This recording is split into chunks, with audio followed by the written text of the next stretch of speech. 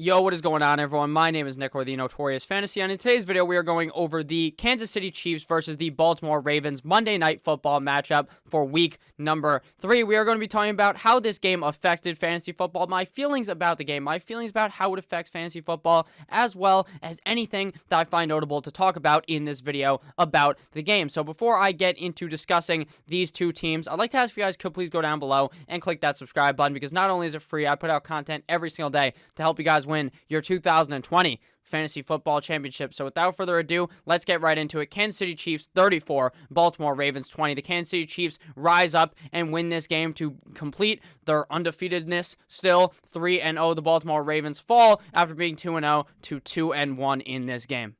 Patrick Mahomes is now 3-0 up against Lamar Jackson and the Baltimore Ravens. The thing here is Lamar Jackson is not good at playing from behind.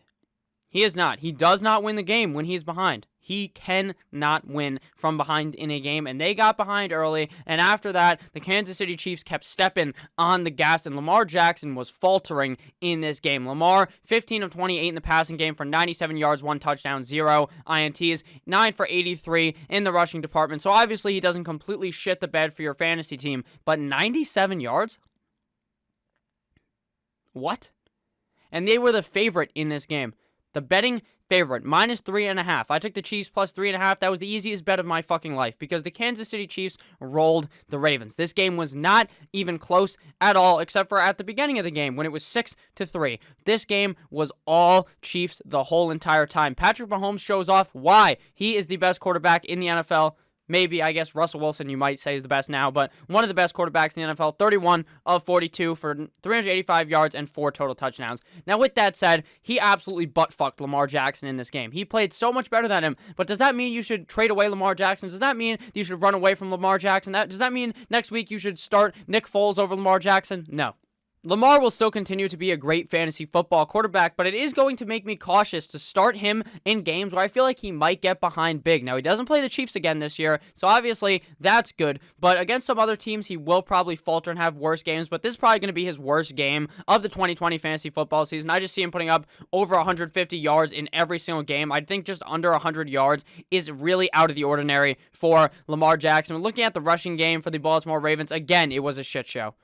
Lamar went 9 for 83, no touchdowns. Gus Edwards 4 for 39, no touchdown. Mark Andrews 7 for 30, no touchdown. J.K. Dobbins 1 for 6. How can you start anyone in the rushing attack for the Baltimore Ravens? You simply cannot. It's so hard to start Gus Edwards. It's so hard to start J.K. Dobbins. It's so hard to start Mark Ingram on a weekly basis that I pretty much have tried. I would try to trade them off my team at all costs. It's just not worth having that headache because you're going to try to start one of them because every single week it seems like this could be a big Mark Ingram game. Mark Ingram played very good up against the Kansas City Chiefs last time they played against them. This time he shits the bed. Why? Because there's too many cooks in the kitchen. It is a carousel at the running back position. One guy's in, then the next guy's in, and you just will have no idea what to do. So I'm very much staying away from that situation. In the pass catching game, another bad game for Mark Andrews. 3 for 22 in this game. Dropped a touchdown that could have probably brought Lamar Jackson more fantasy points because he would have scored 2 touchdowns and would have revived Mark Andrews' day. 3 for 22. Should have been 4 for like 40-something and a touchdown. I just don't know how you end up dropping that ball. I'm definitely not going to be panicking, though, on Mark Andrews. Sure, he had 2 down games, but I think he will definitely bounce back next week. This is obviously a tougher matchup up against the Chiefs, especially when Lamar, obviously, just cannot fucking play from behind. Hollywood Brown, 2 for 13. Again, another scenario where you don't want to just completely jump off the train and abandon ship just because he has kind of 2 iffy games in a row. This is obviously a very bad game. For the rushing attack of the Kansas City Chiefs, Clyde Edwards 20 touches for 64 yards, as well as 5 receptions on 6 targets for 70 yards in the receiving game. So a bit solid game out of Clyde Edwards. I wouldn't call it a big game, but he played much better than a lot of people would have assumed because of how good the Baltimore Ravens defense is. Pat Mahomes 4 for 26 in the rushing game and 1 touchdown. So he dropped 5 touchdowns, a little cherry on top of Patrick Mahomes' monster game up against the Baltimore Ravens. Tyreek Hill 2 for 25 in the rushing game. Darwin Thompson 2 for 11. So it's very clear that Clyde Edwards-Helaire is going to be the workhorse running back in this Chiefs system, and that is a very good position to be in because you are going to be seeing a lot of dump-offs from Patrick Mahomes. In the receiving game, Travis Kelsey went 6 for 87, no touchdowns. Hardman 4 for 81 and 1 touchdown, which could actually bode very well for Mecole Hardman. We have yet to see this breakout game from him that we thought we may be able to see all season. Sammy Watkins did play in this game, so it's going to be iffy on a weekly basis if Mecole Hardman ends up doing good in fantasy football. But seeing him put up this big game here, 4 for 81 and 1 touchdown on 6 targets, we may be seeing this a lot more out of Mecole Hardman. So he's definitely a guy that some people may have dropped in your leagues because of him shitting the bed for the first 2 weeks. So I would definitely look to pick up a guy like Mecole Hardman if he's available to stash on your bench, because if he starts stringing the next game as being this good as well, he's probably going to be a guy that I'd look to start on a weekly basis due to his boom potential on this Kansas City Chiefs offense. Tyreek Hill, 5 for 77 and 1 touchdown, an amazing catch and an amazing throw from Patrick Mahomes, just lays it right in there over the head, bang, tutty for Tyreek Hill. CH, like I said, 5 for 70, Sammy Watkins, 7 for 62, and then out of nowhere, the fullback, Anthony Sherman, bang, 1 for 5,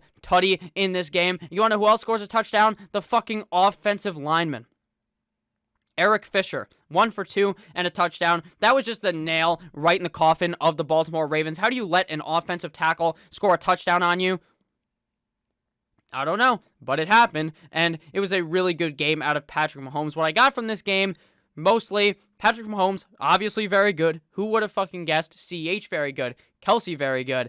Tyreek Hill, very good. And Mecole Hardman potentially could be a guy that you guys are going to want to start in the next couple of weeks. Now, Lamar Jackson, again, do not panic. Do not just think, holy fuck, Lamar Jackson did terrible. Never again will I start Lamar Jackson. No. If someone has him and they're willing to trade Lamar Jackson because they think Lamar Jackson is washed, they think he's useless now. He got destroyed by Patrick Mahomes and the Chiefs. He got fucked. He's dead. He doesn't want to do anything anymore. Then go ahead and get Lamar Jackson in that case. But I assume most people are going to be level-headed enough to realize that Lamar Jackson is still going to be good. I just want to make sure that I give you guys that reassurance. Again, the rushing game in Baltimore just clear. Stay away from that. And Mark Andrews will end up bouncing back, so don't sell really low on him, considering we saw week 1 him be a monster. I expect a humongous bounce back in week number 4. He's also a guy that I'm going to be looking to trade for after 2 horrendous games, back-to-back Michael Jordan 96-97. So thank you guys all for watching this video. Let me know what you guys thought about the Kansas City Chiefs going up against the Baltimore Ravens. And if you guys need your balls to be shaved, you want your balls looking A1 pristine, looking like Patrick Mahomes in the fucking pocket, make sure to check out Manscaped. Code Notorious at checkout for 20% off, as well as free shipping. So make sure that you guys have a great rest of your guys' day. Let me know how you guys enjoyed the game. Let's go Chiefs. That's what Andy Reid said a couple of weeks ago. But in reality, let's go Dolphins. Seattle, we're coming for that ass. I love you all. Have a great rest of your guys' day. Goodbye.